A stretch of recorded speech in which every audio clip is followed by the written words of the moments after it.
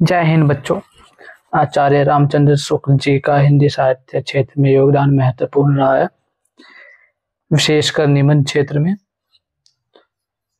आइए भाव या मनोविकार निबंध के बारे में विस्तार से चर्चा करें और इन्होंने निबंध में किन किन महत्वपूर्ण बिंदुओं पर प्रकाश डाला है और उनके निबंध किस तरह से हम हिंदी साहित्य क्षेत्र में मिलकर पत्थर साबित हुए हैं, इस पर हम चर्चा करेंगे। शुक्ल के निबंधों की भाव प्रधानता बौद्धिक यात्रा के श्रम पर पर्याय मतलब दोष स्वीकार आदि को दूर करती है। उनके भावात्मक हृदय की प्रतिक्रिया और भावानुभूति उनके निबंधों में व्यक्त होती रहती है। मतलब उनके भाव, उनके अनुभव उनके निबंधों में हम देख सकते हैं। सामाजिक विषमता के प्रति भावात्मक प्रतिक्रिया स्वरूप उनके हृदय की विभिन्न अवस्थाएं जैसे भावुकता, क्षुब्धता, उत्साह, उल्लास देखी जा सकती है। इन्होंने अपने निबंध में इन सभी अवस्थाओं को बड़े मार्मिक तरीके से शामिल किया है और बड़े ही सुंदर तरीके से स्पष्ट किया है। शुक्ल जी के निबंधों में नवरस जैसे श्रृंगार, करुणा, प्रेम, लज्जा, शौक, हास आदि मनोभावों के रूप में प्राप्त होते हैं। जो हमारे नवरस हैं तो इनके नवरस हम इनके निबंधों में देखे जा सकते हैं। शुक्ल जी के निबंधों में विशेषकर हम जो हमारे मन में उठने वाले भाव, विचार, अभिव्यक्ति ये सभी स्पष्ट रूप से इन्होंने अपने निबंध में इनका स्थान दिया है। भाव उनके निबंध को सरल बनाते हैं तो बुद्धि के द्वारा भी लोकहित का माध्यम बनते हैं। मुख्य बात यह है कि घूम फिरकर शुक्ल के निबंध लोक मंगल और क्रम प्रेरणा से जुड़ते हैं। मतलब जितने भी इनके निबंध हैं, इससे पहले हमने उत्साह पर बात की थी। उत्साह भाव या मनोविकार हुआ, ये लोक मंगल भावना को ध्यान में रखते हुए इन्होंने इनका सृजन किया और हमेशा एक क्रम प्रेरणा से जुड़े होते हैं। मतलब कार्य को करने की प्रेरणा देते हैं और क्रम पर विश्वास करने के लिए प्रेरित करते हैं। शुक्ल जी को जीवन का सुंदर रूप जहां भी उन्हें मिलता है वहीं उनका हृदय रमता दिखाई देता है। यहीं पर यह भी ध्यान देने की बात है कि मनोविकास संबंधी निबंधों में उनके व्यक्तित्व जीवन अनुभव से प्राप्त निष्कर्ष समाहित है कि इन्होंने अपने जीवन में भी जो भी अनुभव प्राप्त किए वो सारे के सारे अनुभव इन्होंने अपने निबंधों में दर्शाए हैं, दिखाए हैं, या कह सकते हैं कि अपने सारे अनुभवों को अपने निबंधों में समाहित किया है। शुक्ल जी के निबंधों में भाषा पूर्णतः व्याकरण सम्मत होती है। मतलब भाषा का मानकीकरण रूप होता है जो भाषा की शक्ति और उसके स्वरूप की निश्चित और प्रतिष्ठा के लिए आवश्यक है। निबंध विभिन्न प्रकार के विचारात्मक ज्ञान विज्ञान संबंधी विषयों पर भी लिखे जाते रहे हैं, लेकिन यहाँ पर रामचंद्र शुक्ल जी ने अधिकतर निबंध भाव, उत्साह, मन में उत्पन्न होने वाले विचारों पर अधिक लिखे।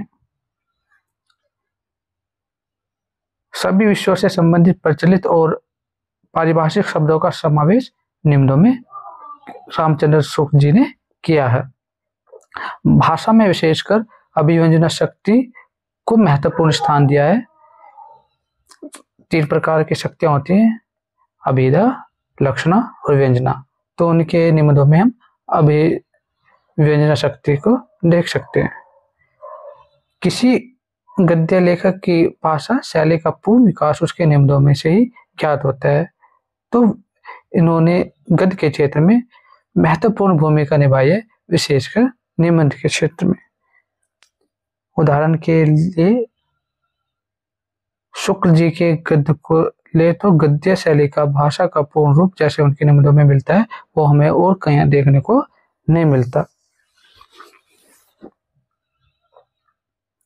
आइए बात करते हैं भाव मनोविकार निबंध की प्रतिपाद, व्याख्या एवं सार पर।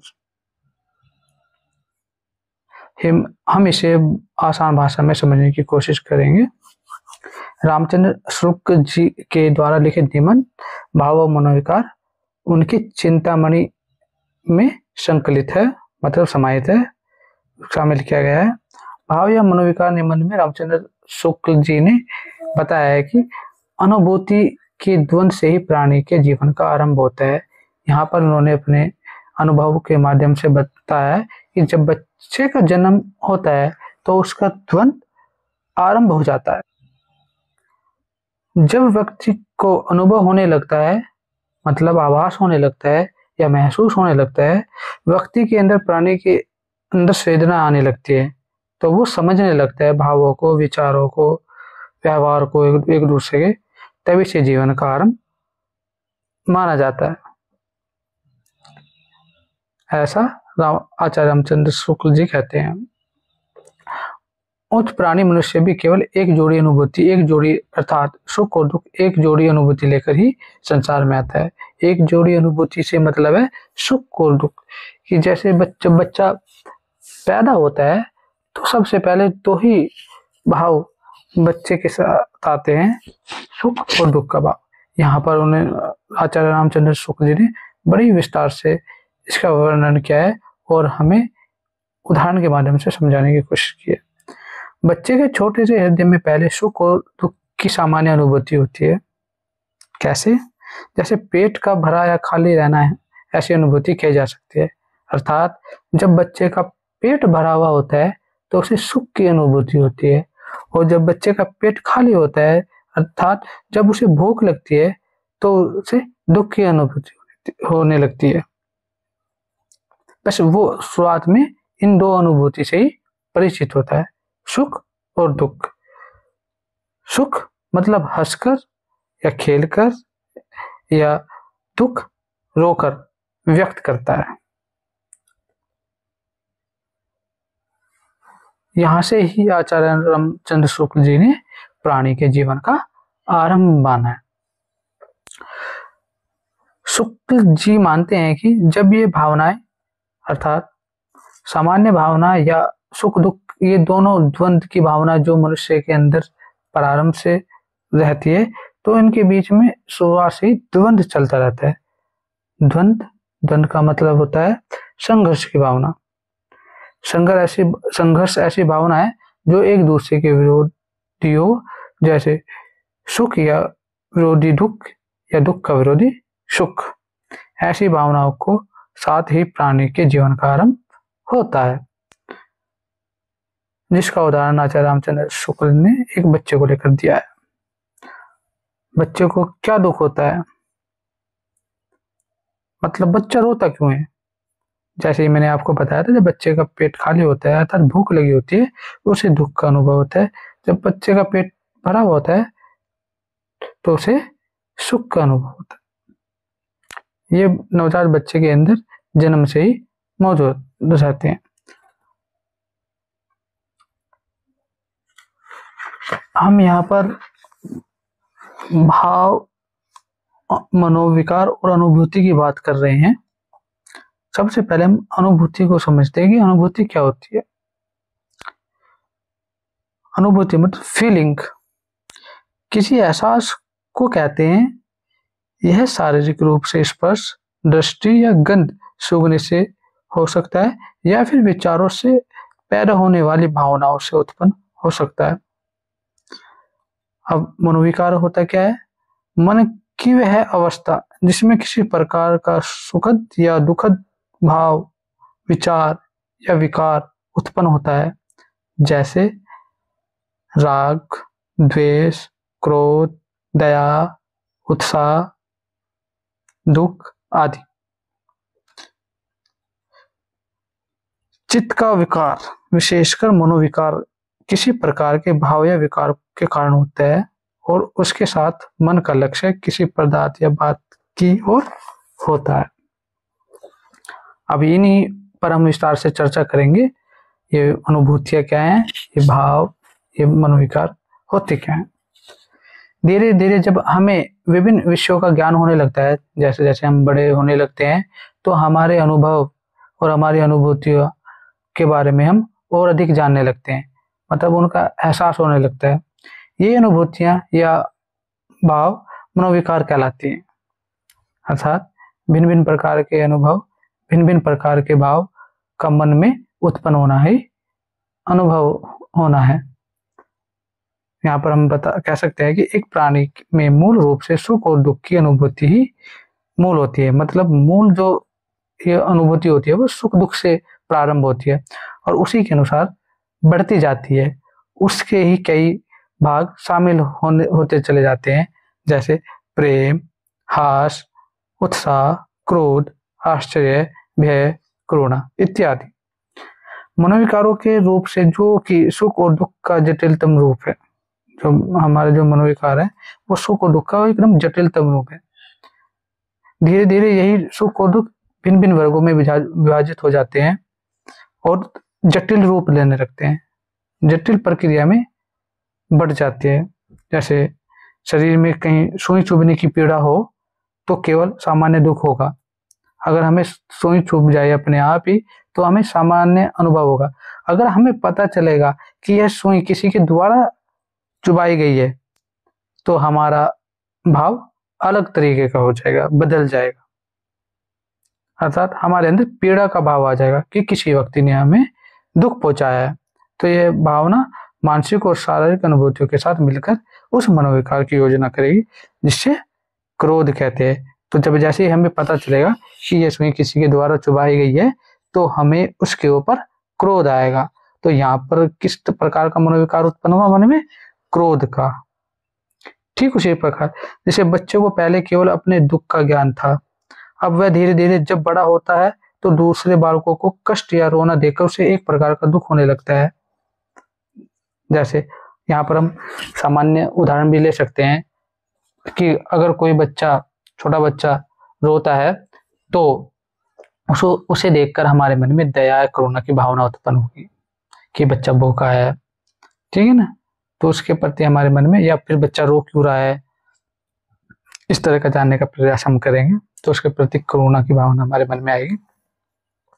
इसी पर जिस पर अपना वश न चलता हो, ऐसे किसी भी कारण के कारण पहुंचने वाला भविष्य में दुख में भी हमें दुख देता है और दुख हमारे अंदर भय के रूप में आता है कि जैसे हमें दुख का अनुभव होने लगा तो हमें हमारे अंदर भय भी उसके साथ आने लगता है, या कह सकते हैं कि भय भी मतलब डर, डर भी पनपने लगता है भविष्य में। इस वजह से हम कष्ट हो सकता है, हमें एक पीड़ा होने लगती है, दुख होने लगता है।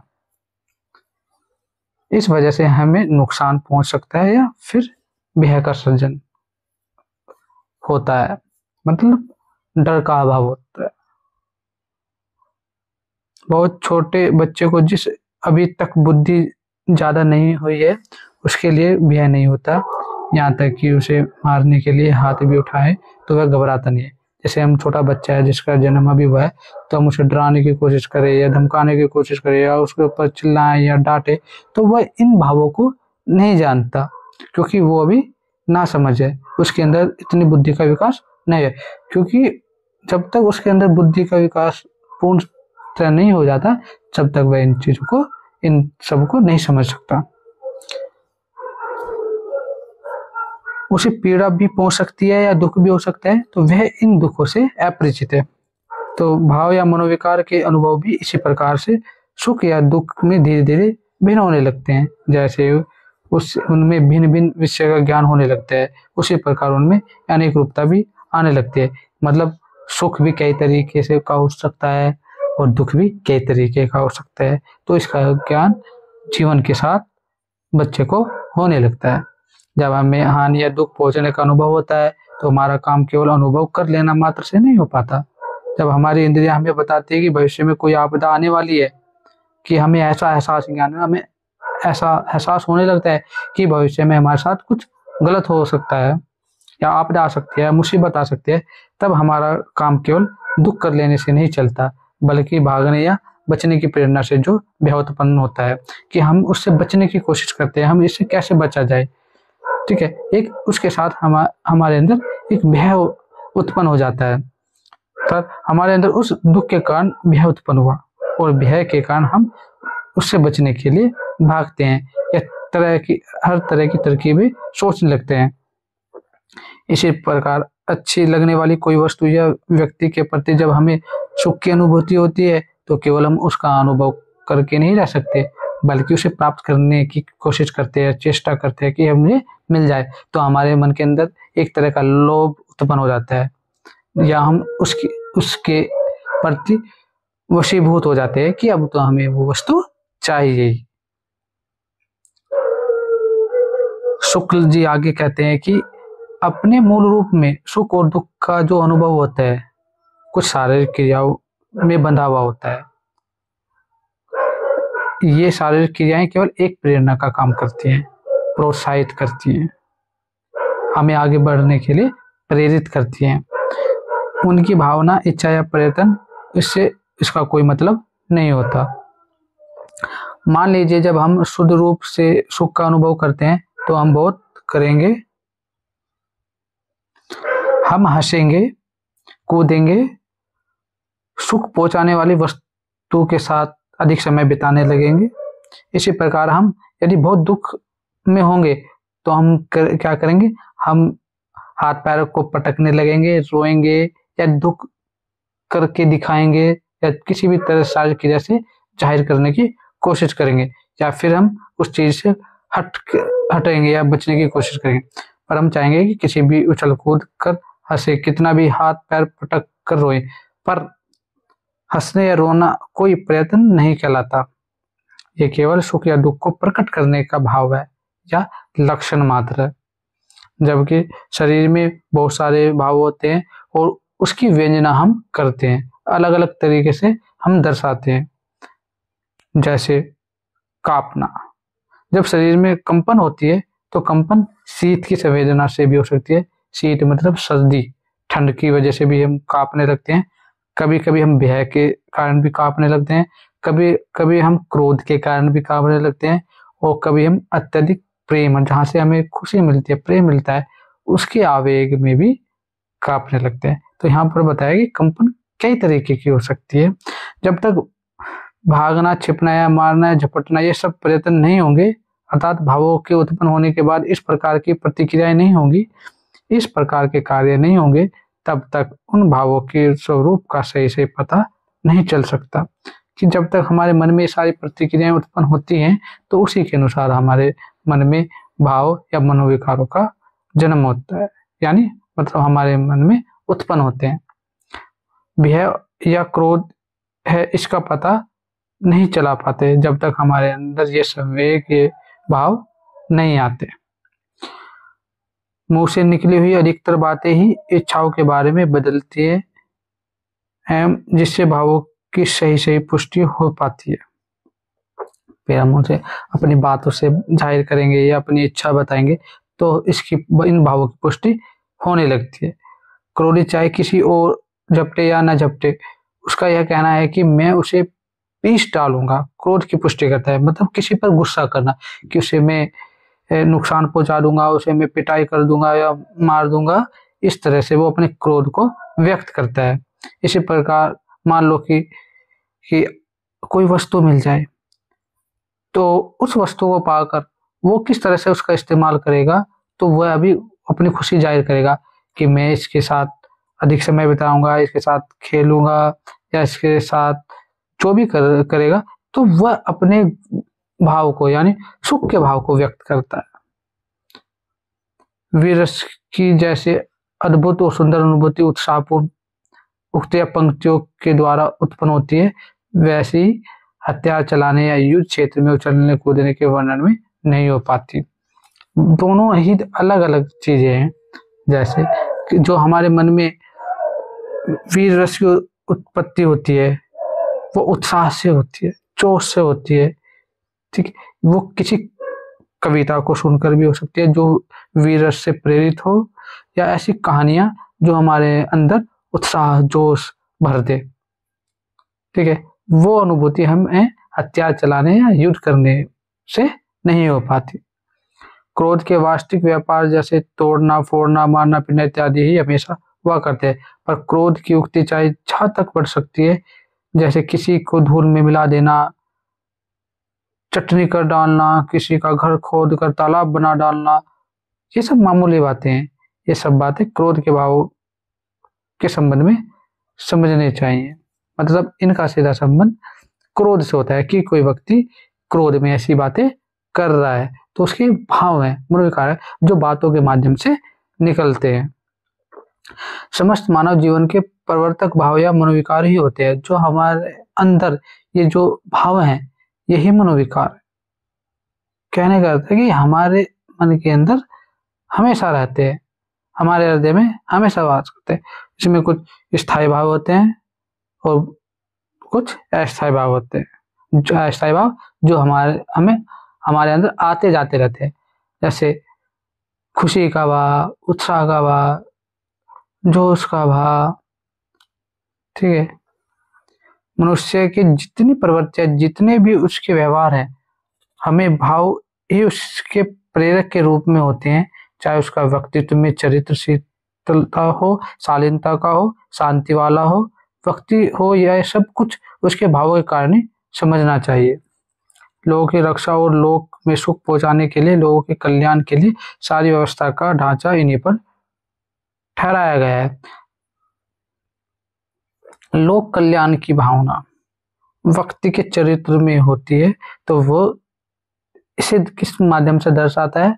दूसरों की मदद करके, दूसरों के खुशी में खुश होकर। ठीक है, इस तरह से उसके अंदर लोक कल्याण की भावना होती है, जो एक सुख, उसे जो सुख की अनुभूति देती है। धर्म शासन, राज्य शासन, ये सब पूरा काम लिया जाता है और इनका दुरुपयोग भी किया जाता है। बात करते हैं धर्म शासन, राज्य शासन, मध्य शासन की। प्रत्येक व्यक्ति इनसे जुड़ा हुआ होता है। इनका प्रयोग व्यक्ति सदुपयोग के लिए भी करता है और दुरुपयोग के लिए भी करता है। अगर सदुपयोग के लिए करेगा तो उसके अंदर जन कल्याण की भावना होगी या लोगों की मदद करने की भावना होगी, तो उसके अंदर हमेशा अच्छे विचारों का सृजन होगा। अगर उसके प्रति दुरुपयोग की भावना होगी या उनका दुरुपयोग करेगा, तो उसके अंदर दूसरों के प्रति ईर्ष्या, द्वेष पनपेगा, तो वो उसके इस तरह के मनोविकारों को दर्शाएगा। वो किस तरह से आगे समझते हैं। सिद्धि के लिए मनुष्य के मनोविकार हमेशा काम में लाए जाते हैं। उसी प्रकार किसी संप्रदाय या संस्था के संकुचित और परिमित विधान की सफलता के लिए भी, जैसे हमें किसी की मदद करनी है, किसी सबको समान समझना है, तो हमारे अंदर जन कल्याण की भावना है। और कुछ लोग कुछ विशेष संप्रदाय संस्था से जुड़े होते हैं, मतलब जिनमें अपने धर्म के लिए या अपने संप्रदाय के लिए कट्टरता की भावना होती है या इस तरह के विचार होते हैं, तो वो दूसरों के धर्म को, संप्रदाय को कम समझते हैं या फिर उनके अंदर उनके प्रति द्वेष की भावना होती है। और इस तरह से हमारे समाज में असंतोष की भावना बढ़ जाती है, या कह सकते हैं कि असंतोष की भावना को इन तरह के विचारों से, मनोविकारों से बढ़ावा मिलता है। शुक्ल जी आगे कहते हैं, चाहे किसी भी प्रकार का शासन हो, जैसे धन का शासन हो, चाहे राज्य का शासन हो या फिर किसी संप्रदाय का शासन हो, मनुष्य जाति भय एवं लोभ से पूरा काम करता है और भय एवं लोभ के माध्यम से कोई भी काम उनसे करा लिया जाता है। मनुष्य दो ही चीजों से प्रेरित होकर काम करता है, या लोभ के कारण या भय के कारण। तो जैसे भय एवं लोभ के माध्यम से कोई भी काम उनसे कराया जाता है, तो उसमें भय किस माध्यम से होगा? दंड देने के भय होगा, या फिर नुकसान पहुंचाने का भय होगा, या फिर पीटने का भय होगा। इस तरह से उसके मन के अंदर भय होगा, तो अपना काम करवाने के लिए उसको प्रेरित करेगा या करवाने की कोशिश करेगा। राज्य शासन तथा नरक या भय और स्वर्ग का लोभ दिखाएगा, मतलब स्वर्ग नरक का भय दिखाएगा। धर्म का शासन या फिर मतीय संप्रदाय का शासन, इस तरह से ये शासन चलते रहते हैं। मतलब इस तरह के भाव मनुष्य के अंदर आते जाते रहते हैं। इनके द्वारा भय और लोभ का परिवर्तन कभी कभी अपनी सीमा के बाहर भी चला जाता है, अर्थात सीमा तक पहुंच जाता है कि वो लोग रक्षा में बात डालते हैं। जैसे जिस प्रकार शासक वर्ग अपनी रक्षा और अपने स्वार्थ को पूरा करने के लिए किसी भी हद तक जा सकते हैं, चाहे वो धर्म का सहारा ले, राजनीति का सहारा ले, अर्थ मतलब धन का सहारा ले, तो वो अपने काम को किसी भी माध्यम से करवा लेते हैं। कहते हैं ना, साम दाम दंड भेद, तो ये सब चीज चलती रहती है।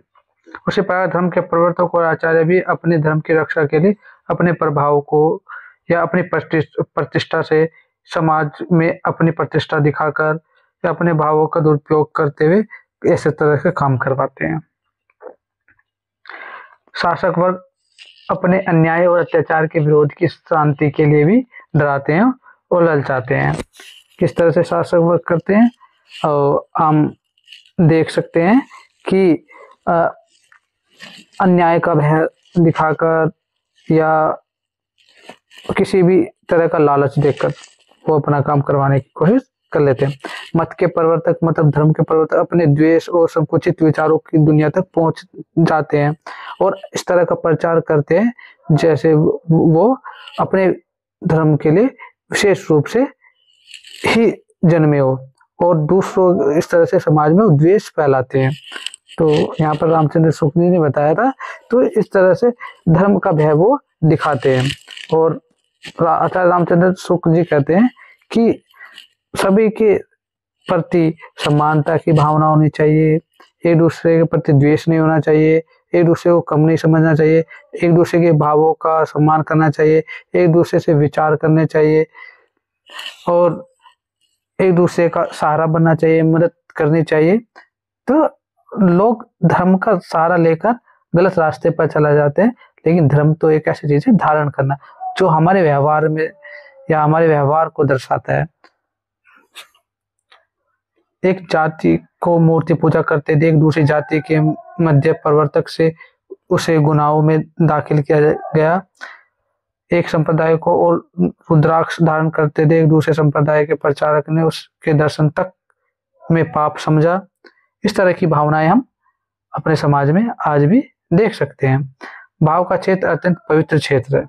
आचार्य रामचंद्र शुक्ल कहते हैं कि जो भाव का जो क्षेत्र है वो अत्यंत ही पवित्र क्षेत्र है। अगर हमारे अंदर दूसरे के प्रति अच्छे भाव होंगे तो हमें तो दूसरे के भाव भी हमारे प्रति अच्छे भाव होंगे। ठीक है, अगर हमारे मन में किसी के प्रति द्वेष के जैसे भाव होंगे तो उतनी ही उम्मीद है कि उस व्यक्ति के अंदर भी हमारे जैसे भाव उसके अंदर भी होंगे। इस प्रकार गंदा करना लोगों के प्रति बहुत अपराध भावना को साबित करता है। किसी कार्य को करने से ऐसा फल या ना करने के नियंत्रण का अधिकार केवल बाहर तक सीमित होता है, उसके अंदर के मर्म तक या मूल तक पहुंचना उसके लिए संभव नहीं होता। जबकि भीतरी या सच्ची भावना को जागृत करने वाली शक्ति जो है वह केवल कविता ही है। यहाँ पर कविता का उदाहरण देते हुए बताया है, जैसे हमने बचपन में कविता पढ़ी है, खूब लड़ी मर्दानी वह तो झांसी वाली रानी थी। तो इस कविता को पढ़कर हमारे मन में जोश का भाव, वीरता का गुण उत्पन्न होता है, मतलब एक जोश का भाव, उत्साह का भाव हमारे अंदर जागृत होता है। तो कविता के माध्यम से शुक्ल जी यहाँ पर कहते हैं कि भक्ति धर्म की रसानुभूति है, अपने मंगल और लोगों के मंगल अर्थात अपने साथ साथ पूरे समाज के मंगल ही जब किसी मनुष्य के हृदय में व्याप्त होता है और इस हृदय को प्रकृति में फलने फूलने के लिए अभ्यास करने के लिए जब विस्तार मिलता है, तभी प्रेम की जो धारा है, जो प्रेम की इच्छा है, जो प्रेम का प्रसार है वो पूरे विश्व के लिए हृदय से होता है।